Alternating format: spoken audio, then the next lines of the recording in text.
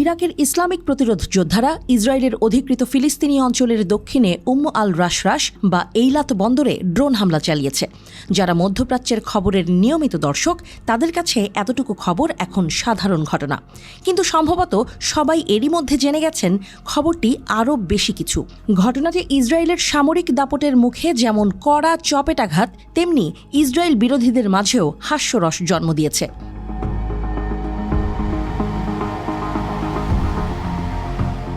সোমবার ভোরে টেলিগ্রামে প্রকাশিত এক বিবৃতিতে ইরাকি প্রতিরোধ যোদ্ধারা জানিয়েছে যে তারা ইহুদিবাদী শাসক গোষ্ঠীর একটি গুরুত্বপূর্ণ লক্ষ্যবস্তুতে আক্রমণ করেছে।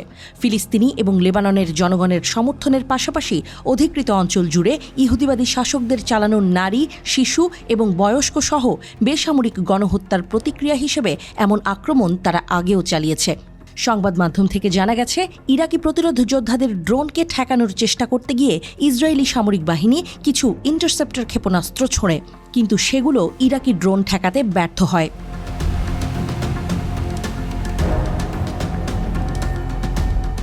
এটুকুও মানা যেত, কিন্তু এবারের ঘটনা ইসরায়েলের জন্য আরও ভয়াবহ, আরও লজ্জার।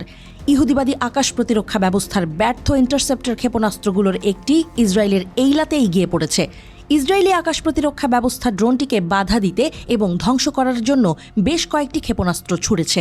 তবে প্রতিবেদন থেকে জানা গেছে যে একটি ক্ষেপণাস্ত্র আকাশে অনেক দূর পাড়ি দেওয়ার পরে মাটিতে ফিরে এসে বন্দরেই আঘাত হেনেছে।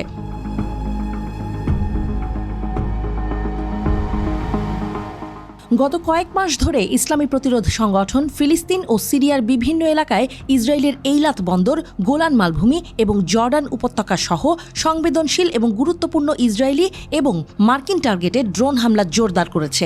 এসব প্রতিরোধে ইসরায়েল তাদের রক্ষা কবচ, আয়রন ডোম, ডেভিডস স্লিং ইত্যাদি তথাকথিত উন্নত সামরিক প্রযুক্তি ব্যবহার করে থাকে।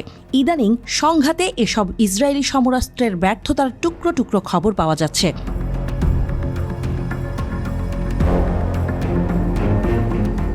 ইসরায়েলের এমন নজিরবিহীন ব্যর্থতার একটি ছোট্ট ভিডিও সামাজিক যোগাযোগ মাধ্যমে ভাইরাল হয়েছে। ছড়িয়ে পড়া ওই ভিডিওতে দেখা যায় শহরে রাতের আকাশে উপরের দিকে ছুটে যাচ্ছে ক্ষেপণাস্ত্রটি। এরপর সেটি উপকূলীয় অঞ্চলের একটি হোটেলে গিয়ে পড়ে। এমন দৃশ্য কাছে থেকে দেখে স্থানীয় লোকজন আতঙ্কিত হয়ে পড়ে। তবে ক্ষেপণাস্ত্রটি আঘাত হানলেও আঘাত হানার স্থানে বিস্ফোরণের কোনো আলো দেখা যায়নি। একটু পরেই পরপর দুটি বিস্ফোরণের শব্দ শোনা যায়। একটি শব্দ সম্ভবত ক্ষেপণাস্ত্র ধ্বংস করার লক্ষ্যে যন্ত্রপাতির অংশ হিসেবে ট্রিগার হয়েছিল, আর দ্বিতীয় শব্দটি সম্ভবত ক্ষেপণাস্ত্রটি ভূমিতে আঘাত করার কারণে ঘটেছিল।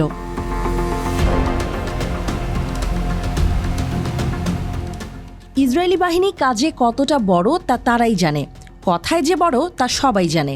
তারা জানিয়েছে যে ইরাকি প্রতিরোধ সংগঠনের বক্তব্যের উল্টো কথা বলছে তারা। তাদের দাবি, ছোড়া ড্রোনটি নাকি সফলভাবে ভূপাতিত করা গেছে। জনপ্রিয় পর্যটন শহর এইলাতে তাদেরই ছোড়া এই ইন্টারসেপ্টর ক্ষেপণাস্ত্র কিভাবে আঘাত হানল তা তদন্ত করে দেখার ঘোষণা দিয়েছে ইসরায়েলের সেনাবাহিনী। কেন এমন হলো তা খতিয়ে দেখবে তারা।